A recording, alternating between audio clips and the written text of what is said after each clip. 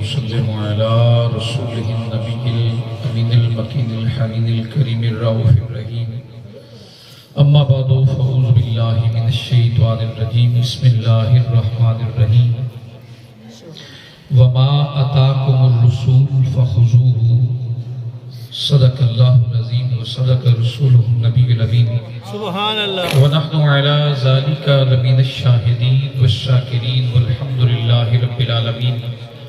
قال الله تبارك وتعالى في شان حبيبه مخبرا وآمرا إن الله وملائكته يصلون على النبي يا أيها الذين آمنوا صلوا عليه وسلموا تسليما. اللهم صل على سيدنا ومولانا محمد وعلى آل سيدنا ومولانا محمد وبارك وسلم عليه. الصلاة والسلام عليك يا سيدي يا رسول الله. تمام احباب مل کے شامل ہو کے پڑھئے الصلاة والسلام علیکہ یا سیدی یا حبیب اللہ. الصلاة والسلام علیکہ یا سیدی یا نور اللہ وعلا آلکہ وصحابکہ یا خاتم النبیین وعدا حمد والصلاة فی عظمت النبی صلی اللہ علیہ وآلہ وسلم. واجب الاحترام عزت معزز و محتشم سامعین کرام دوستان عزیز، واجب الاحترام جناب استاذی المکرم ماسٹر محمد سلطان صاحب، عزت مآب واجب الاحترام حافظ محمد اسحاق صاحب، دیگر جتنے بھی مہمانان گرامی تشریف لائے اور صاحب دعوت ڈاکٹر محمد اشرف، محمد اشفاق، برادران، دعا ہے کہ اللہ کریم آج کی اس بابرکت محفل کو اپنی نگاہ رحمت میں قبول فرمائے. اس محفل پاک کی نسبت بڑی عظمتوں والی ہے. ذکر رسول اللہ صلی اللہ علیہ وآلہ وسلم کی ذات کا ہے اور یہ اصال ثواب ہے حضرت قبلہ پیر طریقت راہبر شریعت خواجہ خواجگاں فخر السادات مرشد کامل سید محمود الحسن گیلانی رحمہ اللہ علیہ کا، اور جناب عاشق رسول نبی پاک صلی اللہ علیہ وسلم کی آل کے بھی عاشق محبان آل رسول جناب محمد اسحاق رحمہ اللہ علیہ اور انہوں صاحبزادے ان کے بیٹے فوجی محمد لیاقت علی، اللہ کریم کی بلند بارگاہ میں دعا گو ہوں اللہ کریم ان سب ہستیوں کے درجات کو بلند فرمائے اور ہمارے پیر کامل کے درجات کو بلند فرمائے اور ہمارے دوستوں کا آنا قبول فرما کہ اس محفل کے سبب گناہ معاف فرمائے. اور پردہ نشین عزت مآب ماؤں بہنوں اور بیٹیوں، اللہ جل مجدہ کا جتنا بھی شکر ادا کیا جائے وہ کم اور تھوڑا ہے کہ جس کے طفیل اور جس کی برکتوں اور عنایتوں سے آج ہم جمع ہیں. دوستان عزیز وقار، اللہ رب العزت کے محبوب کو جب نبی اور رسول مان لیا، پہچاننا تو بڑے لوگوں نے ہے، لیکن جب رسول خدا کو نبی اور رسول مان لیا، بنیاد سمجھیں گے تو پورا موضوع سمجھ آئے گا. اگر آپ نے اور ہم نے مان لیا کہ وہ اللہ کے نبی اور رسول ہیں تو پھر اعتراض کرنے والا جاہل ہے. جاننے والا تو اعتراض کرے کہ جاننے والے کو نہیں پتا کہ وہ مقام نبوت و رسالت کیا ہے. جب انہیں رسول بھی مان لیا اور نبی بھی مان لیا تو پھر یہ اعتراض کیسا ہے کہ وہ نور ہے یا بشر ہے؟ پھر یہ اعتراض کیسا ہے کہ وہ حاضر ہے یا نہیں ہے؟ پھر یہ اعتراض کیسا ہے وہ کتنا علم جانتے اور کتنا نہیں ہے؟ جب نبی مان لیا امتی نے تو پہلے نبوت کی اتھارٹی جان، نبوت کا مرتبہ جان، نبوت کے مقام کو جان، ان کے اختیارات کو جان. اور جس دن تو نے مان لیا کہ وہ اللہ کے نبی ہیں تو پھر امتی ہو کر یہ حق نہیں بنتا کہ وہ ذات نبوت پہ اعتراض سوچتا پھرے اور کرتا پھرے. جس دن مان لیا وہ اللہ کے نبی ہیں تو سارے اعتراض ختم. اب ان سے محبت کے علاوہ اور کوئی چارہ ہی نہیں، یا ادھر ہوگا یا ادھر ہوگا. جب ان کی اتھارٹی کو مان لیا کہ وہ میرے رسول ہیں، بولیے ذرا سینے پہ ہاتھ رکھ کے دل والی جگہ پہ ہاتھ رکھ کے کہیے وہ ہمارے رسول ہیں، تو جواب آئے گا رسول ہیں. وہ ہمارے نبی ہیں تو جواب آئے گا نبی ہیں. تو تیری میری اوقات کیا ہے نبوت اور رسالت پر اعتراض کرنے والے؟ جس دن سمجھ آئے گی کہ اتھارٹی رسالت کی کیا ہے اور نبوت کی کیا ہے، اس دن تو بھی قدموں میں جھک کر پیش کرتا ہوگا یا نبی سلام علیہ. نعرہ تکبیر، نعرہ رسالت. شاہ صاحب زندہ باد. کہتا ہوگا یا نبی سلام علیک، یا رسول سلام علیک، میری تو ذات ہی تیری ذات کے بعد ختم ہے، میری تو اوقات ہی تیری اوقات کے بعد، تیری مقام اور مرتبے کے بعد ختم ہے. تیرے در پر پہنچ کر میرے مرتبے ختم، تیرے درجے اللہ نے بلند کیے.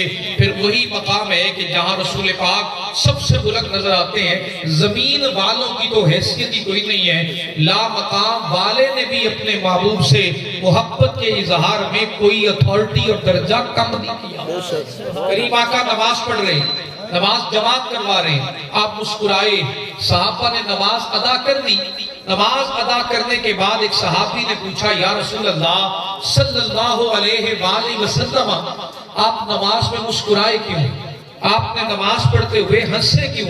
ایک سوال کرنے کو دل کرتا ہے. امام مصلی پہ کھڑا ہو، نمازی کی نظر سجدہ گاہ پر ہوتی ہے کہ سجدہ جہاں پہ کرنا ہوتا ہے.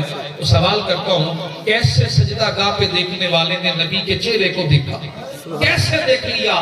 تو جواب ملتا ہے وہ نماز پڑھتے تھے اللہ کی عبادت کے لیے اور زیارت کرتے تھے چہرہ مصطفیٰ. ادائے دید سراپا نیاز تھی تیری اور کسی کو دیکھتے رہنا نماز تھی تیری. کیا اللہ نے لکھا ہے ازل سے تیرے عشق کا ترانہ بنی اور نماز فقط تیرے نظارے کا ایک بہانہ بنی. ادائے دید سراپا نیاز تھی تیری اور کسی کو دیکھتے رہنا نماز تھی تیری. وہ تو جلوے رسول اللہ کے کرنے جاتے تھے. آقا کریم صلی اللہ علیہ وسلم نے ان کا مسکرانا دیکھا.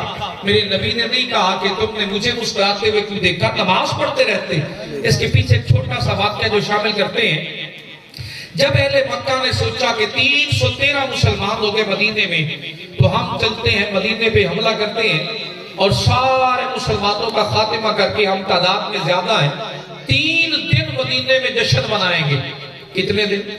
ارادہ کر کے نکلے تو رسول پاک صلی اللہ علیہ وسلم نے بھی اپنے غلاموں کو بلا لیا اور بلا کر کہا مکہ والوں کا پیغام آیا ہے کہ سب کو مٹا کر وہ 3 دن کا جشن کا انتظام کر کے آ رہے ہیں.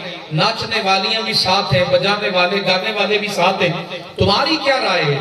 تو حضرت مقداد رضی اللہ تعالی عنہ صحابی رسول کھڑے ہوئے، عرض کرتے ہیں یا رسول اللہ آپ ایک بار کہہ دیں کہ سمندر میں چھلانگ لگا دو تو ہم پلٹ کر نہیں پوچھیں گے کیوں لگانی ہے، ہم چھلانگ لگا کر آپ کے سامنے ثابت قدم ہو. کوئی اور ہے بتانے والا؟ حضرت سعد انصاری صحابی کھڑے ہوئے، عرض کرتے ہیں یا رسول اللہ آپ حکم کریں تو گردنیں ابھی اتار کر قدموں پہ قربان کر دیں. آپ کے ہونٹوں سے نکلنے کے کلمات کی دیر ہے، ہمیں لکڑی ملی تو لکڑی اٹھا لیں گے، پیدل چلنا ہے تو پیدل چلیں گے، ہم آپ کی ذات سے پیچھے ہٹنے والے نہیں ہیں. اگر کچھ بھی نہ ملا آپ کی جانب آنے والے تیروں کے سامنے ڈال بن کے کھڑے ہوں گے، وہ تیر اپنے جسم پر لیں گے، ہم آپ کو کبھی تنہا نہیں چھوڑیں گے، ہم بے وفائی کرنے والے نہیں ہیں، قدموں پہ قربان ہونے والے. جب جذبہ دیکھا تو آقا کریم صلی اللہ علیہ وسلم نے فیصلہ فرمایا، بدر کے مقام پہ پہنچے. جب بدر کے مقام پہ پہنچے 313 کی جماعت کو دیکھا تو میرے محبوب نے ہاتھ اٹھائے، اور ہاتھ اٹھائے تو صحابہ کہتے ہیں اتنے بلند ہاتھ کیے کہ بغلیں نظر آنے لگی. آقا کریم نے فرمایا یا اللہ میری زندگی کی تگودو اور محنت کے بعد 313 لوگ جمع ہوئے، اگر یہ آج ختم ہو گئے تو روح کائنات پر تیرا نام لینے والا دوسرا کوئی نہیں ہوگا. اے اللہ مدد فرما، اے اللہ مدد فرما، اے اللہ مدد فرما. بس یہ بھی ہاتھ چہرے پہ آئے تو پیغام میں خدا بندی ملا. جبرائیل جی رب جلیل ہتھیار پہن لو اور اپنے ساتھ فرشتوں کا لشکر تیار کر لو. سبحان اللہ. ہتھیار پہن لو اور اپنے ساتھ فرشتوں کا لشکر تیار کر لو.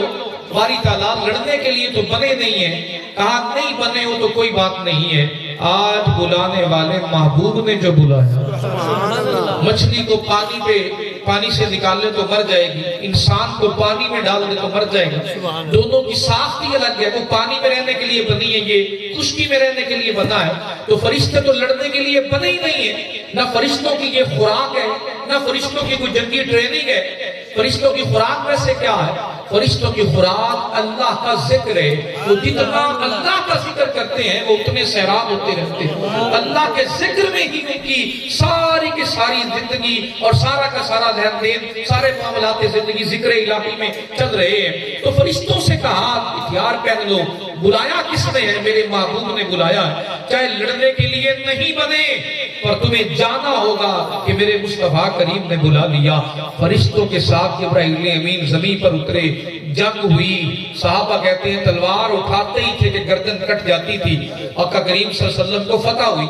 سامنے جو لوگ کھڑے تھے وہ لوگ کون تھے؟ سامنے جو کھڑے تھے وہ نبی پاک کے صحابہ، انصاریوں کے علاوہ جتنے بھی صحابہ تھے ان سب کے قبیلے والے تھے، سب ایک ہی برادری کے تھے۔ آج ہمیں بھی برادری دکھائی جاتی ہے، ہم بھی برادری کے سامنے جھک جاتے ہیں، برادری کے سامنے ختم ہو جاتے ہیں۔ میرے آقا نے کیا کہا؟ حضرت حمزہ کو مقابلے میں لے گیا، مولا علی المرتضیٰ کو لے کر آئے، عتبہ کے مقابلے میں مولا علی کریم کو کھڑا کیا۔ تو کس لیے کھڑا کیا کہ اگر کسی انصاری صحابی کو کھڑا کرتے تو قبیلوں کی جنگیں شروع ہونی تھی۔ میرے نبی نے جو سب سے بڑی حکمت کا راستہ چنا وہ یہ تھا۔ اب یہ بات نوجوان بھی اپنے دل اور دماغ میں لکھ لیں اور بڑے بھی اپنے دل اور دماغ میں لکھ لیں۔ سامنے مولا علی کھڑے، ادھر عتبہ کھڑا، ایک قبیلہ، ایک نسل، ایک ہی جگہ کے رہنے والے، ایک ہی برادری۔ کہا تم نے کیا سمجھ رکھا ہے یہ قبیلوں کی جنگ ہے؟ نہیں، تمہیں تمہارے اپنے ہی کاٹیں گے۔ یہ قبیلوں کی جنگ نہیں ہے، یہ اللہ والوں کی اور مشرکوں کی جنگ ہے۔ یہاں برادری نہیں ہے، میرا بھائی چل کے آ گیا تو مجھے بدلنا پڑا، میری بہن چل کے آ گئی تو مجھے ماننا پڑا۔ میرے سارے برادری والے ناراض ہوتے تھے، اللہ کو ناراض کر لیا ہے وہ مجھے منظور ہے، پر برادری ناراض نہ ہو۔ میرے آقا کریم نے برادری کو برادری کے سامنے کھڑا کر کے سب سے پہلی چوٹی برادری ازم پہ ماری۔ اگر حق پہ چل رہے ہو تو کوئی برادری نہیں ہے، حق پہ چلنے والی ساری ایک برادری ہے۔ حق پہ چل رہے ہو تو کوئی برادری نہیں، حق پہ چلنے والوں کی برادری ایک ہے۔ نظریات پر برادری ہے، ہم مسلمان ہیں تو ہمارے مسلمان ہونے کے ساتھ ہی ہم برادری ہیں، ہم ایک کمیونٹی ہیں جس میں ہمارے حقوق، اولاد کے حقوق، پڑوسیوں کے حقوق، رشتہ داروں کے حقوق، میرے وطن کے حقوق، یہ سارے کے سارے اگر دیکھے جائیں تو من حیث الامہ پوری امت مسلمہ ایک برادری ہے۔ اور وہ برادری جمع کس بات پہ ہوئی ہے؟ نظریہ کیا ہے؟ لا الہ الا اللہ محمد الرسول اللہ۔ وہ تلوار جب پڑی تو انہیں تب عقل آئی کہ محمد رسول اللہ قبیلوں کے خلاف نہیں ہے اور برادریوں کے خلاف نہیں ہے، یہ جس چیز کے خلاف ہے سب نے کھڑا کر کے یہ برادری وہی ہے جو نظریے پر قائم ہو، جن کا نظریہ نہیں ہے وہ فارغ۔ جنگ ہوئی، مسلمانوں کو فتح ہوگی، فتح ہوگی۔ اب آقا کریم صلی اللہ علیہ وسلم نے جماعت کروائی، تو جماعت کروائی تو سرکار جماعت میں مسکرائے۔ ہوا کیا تھا؟ جبرائیل امین نے جب دیکھا کہ جنگ فتح ہو گئی، آقا کریم نماز پڑھنے لگے، نماز میں مصروف ہو گئے، تو فرشتوں کو لیا ساتھ اور آسمان کی جانب چلے گئے۔ آگے دروازہ بند ملا، جواب آئی روح الامین جبرائیل امین آیا ہوں، تو کہا دروازہ نہیں کھلے گا۔ کیوں نہیں کھلے گا؟ وجہ کیا ہے؟ تیرے رب کا حکم ہے دروازہ نہیں کھولنا۔ تو کیوں نہیں کھولنا؟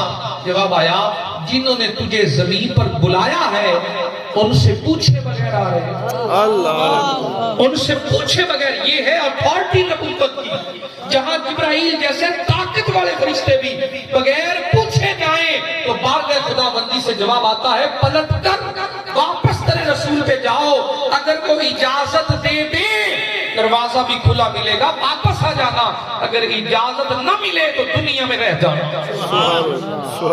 ہمیں رسول پاک کا مقام ہی سمجھ نہیں آیا، ہم نے تو سمجھا کوئی اہم ایسی بات ہی ہے اس کے دل میں جو آئے، بلکہ اللہ کریم کی بارگاہ میں وہاں جو مقام رسول اللہ کا ہے، اللہ پاک نے اس مقام کو ہمیشہ قرآن پاک میں بیان کیا ہے۔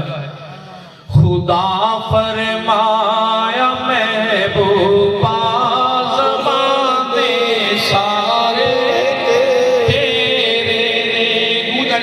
پڑھیے خدا فرمایا محبوبا زمانے سارے تیرے عرش والے فرش والے دیوانے سارے تیرے عرش والے فرش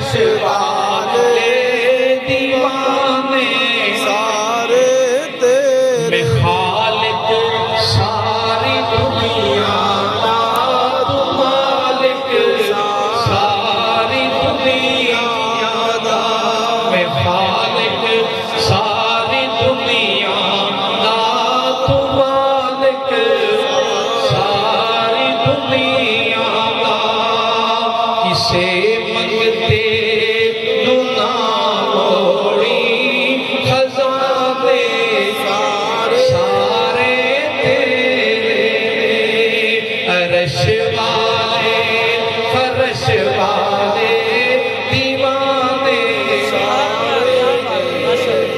اذان ہوئے نماز ہوئے درود ہوئے سلام ہوئے اذان ہوئے نماز ہوئے درود ہوئے سلام ہوئے جو گونجن ہر طرف سونا ترانے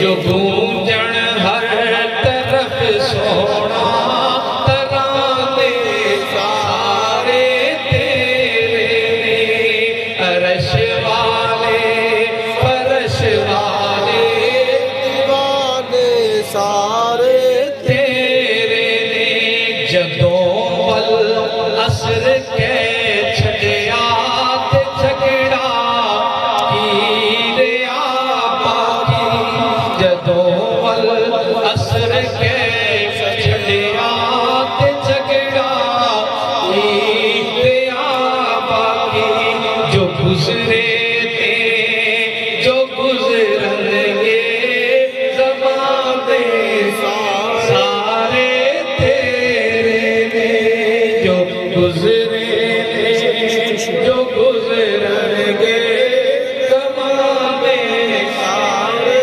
تیرے عرش والے فرش والے دیوانے سارے جس دن خطبت کی اتھارٹی سمجھ آ گئی نا اس دن اپنی اوقات کا پتہ لگ جائے گا کہ میری تو اوقات ہی کوئی نہیں بے شک۔ مقام نبوت کو پہچاننا کوئی کمال نہیں ہے، مقام نبوت کو ماننا اصل ایمان اور کمال ہے۔ اور جس نے نبی مان لیا اس نے بارگاہ مصطفی اندر پھر دوسرا سوال نہیں کی، اس دربار اندر سوال پھر دوسرا ہے ہی نہیں۔ دربار خدا بندی وچوں آواز آئی جبرائیل اس مقام تے آمن دی لوڑ نہیں ہے جدوں تک میرے مصطفیٰ کریم تے تو اجازت عطا نہ کر۔